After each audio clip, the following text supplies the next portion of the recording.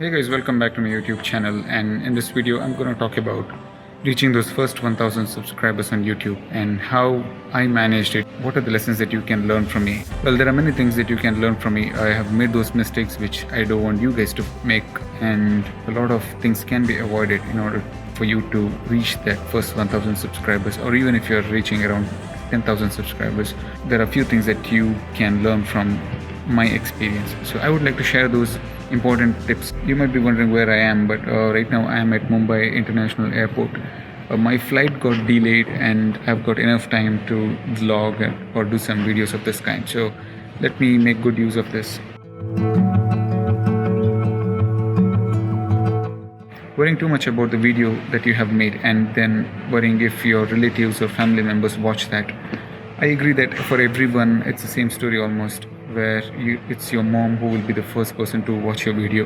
Whether it's a crappy video or if it's an excellent video, whatever it is, your mom will definitely watch. But that isn't enough. And you might be wondering how would your relatives think, or how would your office colleagues think.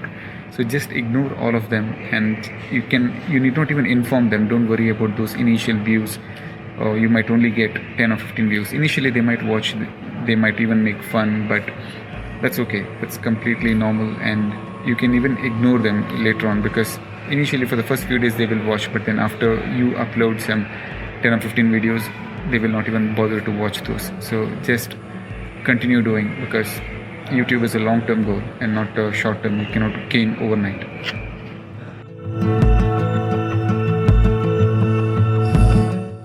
Well, the next point is the harsh reality when it comes to YouTube subscribers.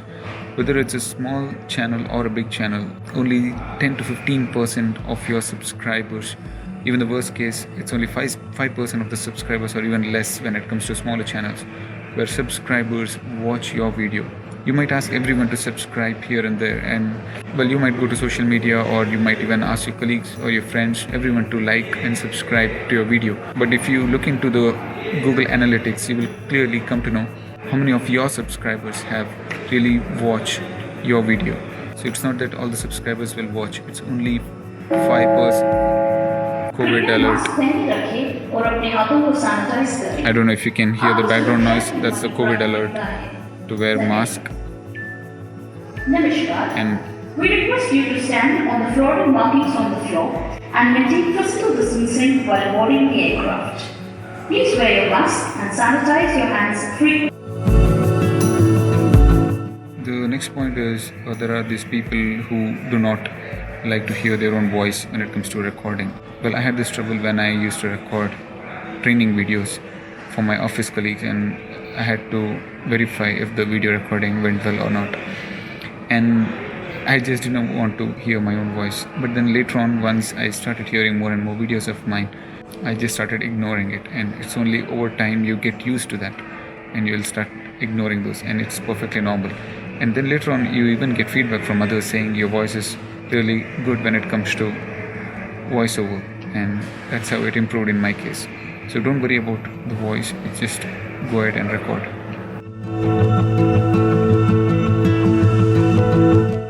Well, the next point would be spending too much on a YouTube setup. Well, you don't have to spend too much of money. You can sit anywhere. Right now I am in the airport waiting for my flight, and the flight got delayed, and you can see the background. I'm just sitting in one corner where there are less number of people, and you can even see outside. So you don't need a setup as such. You just make sure that there is this window light on one side. Window light is more than enough, and there is this reflected light from the wall that is right next to me.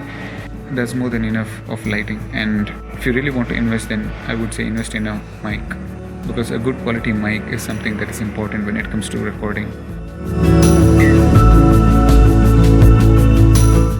So now that I have spoken about mic, the next point would be to focus on audio quality. Audio quality is quite important. You can enhance it in the post-production, but make sure that when you record your voice, always use the best quality mic that you can possibly buy. Right now I'm using the Osmo Pocket, which has a decent inbuilt mic in it, and there are 2 mics in it, and the latest version has 4 in it. So you don't have to spend too much of money on buying some Rode mic or anything. If you can, well and good, or else That should be your first investment, much more than the camera. You can even record your video using a mobile device, but when it comes to audio, it's always good to have a mic. Well, the next point would be worrying too much about the subscribers and views. How many times have you watched, or how many times have you checked your YouTube analytics where you just log in? Instead of looking into the analytics, you just look into the number of subscribers and the number of views. Instead, I would highly suggest you guys to watch or look into the retention graph, and you can clearly see where the users move out of a particular video.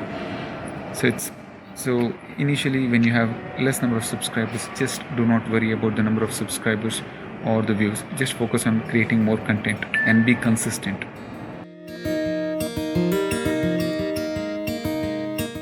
The next point would be covering too many things. One day it will be on cooking, the next day it will be on travel, the third day it will be on gaming. So your subscribers, even though it's only 5% or 10% of them who watch, even those guys will move out if you confuse them. Even your mom will get confused.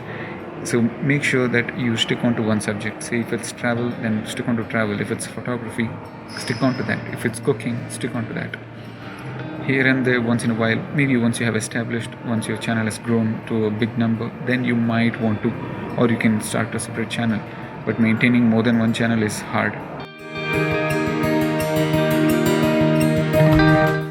No proper planning.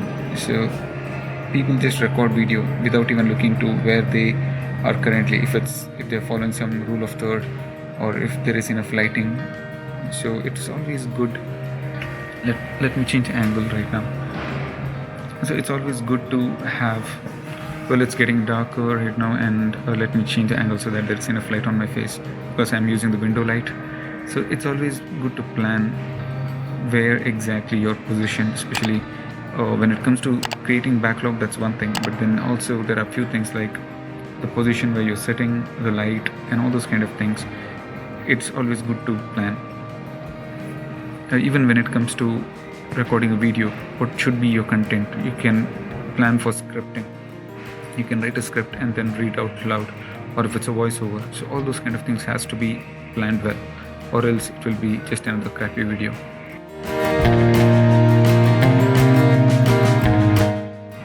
The next point would be for those people who make videos using their mobile device. I've seen people where they record videos using their mobile device and it's quite shaky. Even those GoPro videos are really shaky, and now at least the latest versions have some video stabilization. But if you're using the older version, or if you're using a mobile device, use a gimbal. Gimbal is not that costly, or at least keep the camera in one place and then shoot or record videos. Or you can even use the post editing and do the video stabilization. It's quite shaky, and no one would love to watch a shaky video.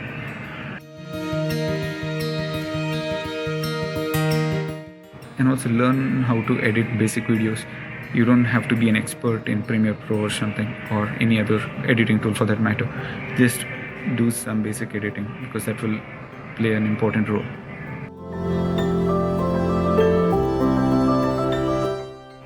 The next point, especially for the beginners, would be to make a note of all the mistakes that you have done and try not to do that mistake again. You can even go to analytics and see where exactly users are dropping out while watching the video, and just analyze the video and try to find out what exactly is the mistake that you did wherever there are dips.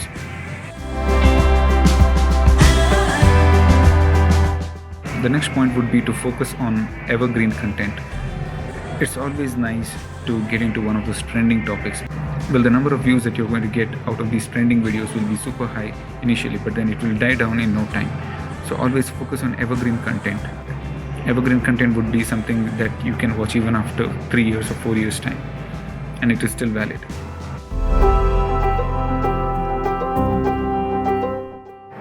The next mistake that I did was to upload a lot many videos in no time, say 3 videos or 4 videos a week, and then keep quiet for a long time.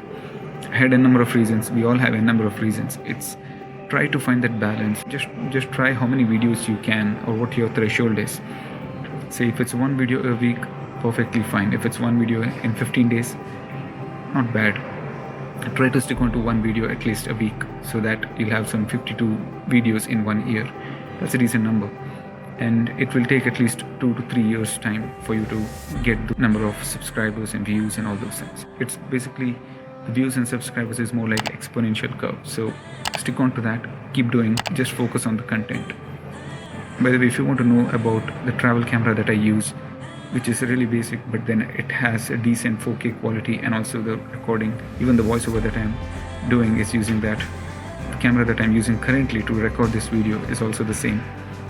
So you can check this video in the card above, and also there is a playlist of my travel videos. So guys, if you like my channel, go ahead, subscribe to my YouTube channel, hit on that bell icon, and if you have learned something today, you can buy me a coffee. There's a link in the description below. Cheers.